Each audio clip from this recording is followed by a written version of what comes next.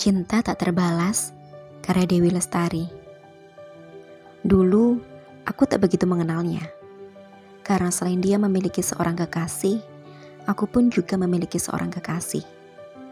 Hingga beberapa bulan setelah aku memutuskan hubunganku dengan kekasihku, dan begitu juga dengannya. Berawal dari sebuah flash disk yang ia pinjam dariku, lalu kami pun menukar nomor handphone. Setelah kejadian itu, kami berdua pun semakin akrab.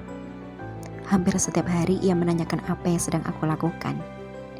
Hingga pada suatu hari, saat aku tidak sengaja menabrak 2 ekor burung dara, dia adalah orang pertama yang memperhatikan kondisiku dan mengobati lukaku.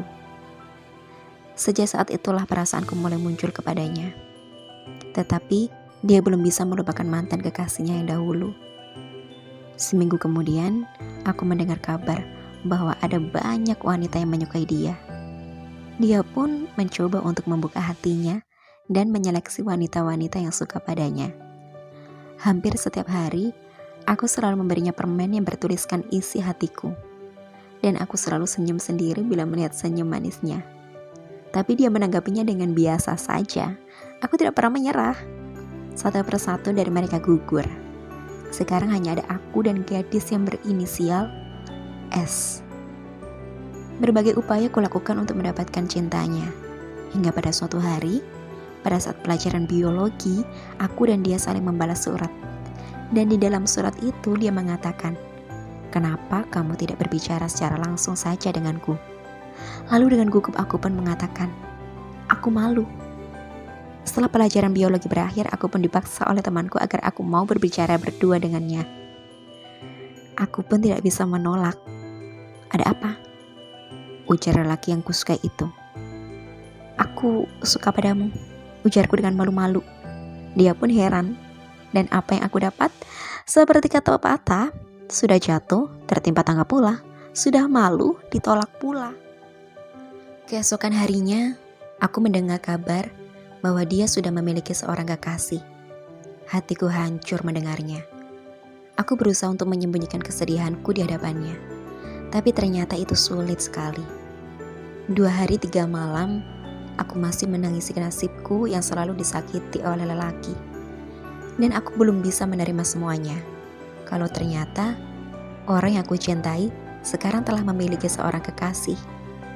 Walaupun aku tahu dari temanku, ternyata dia hanya melampiaskan perasaan sakit hatinya kepada kekasih barunya itu.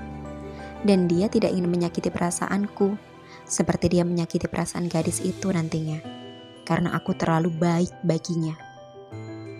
Siang harinya saat aku berdiri di samping jendela kelasku, aku mendengar suaranya sedang tertawa bersama teman-temannya. Lagi-lagi, aku tidak bisa menahan air mataku. Aku pun menangis terseduh-seduh bila mendengar suaranya. Sulit bagiku untuk melupakannya. Apalagi dia teman sekelasku. Mungkin dia berpikir kalau sikapku ini terlalu berlebihan dan agresif. Tapi inilah sifatku, inilah diriku. Aku berbeda dengan yang lainnya.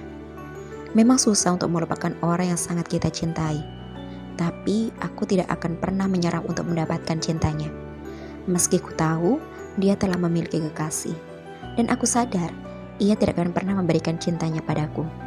Tapi tak ada salahnya jika kita mengharapkan sesuatu yang kita inginkan.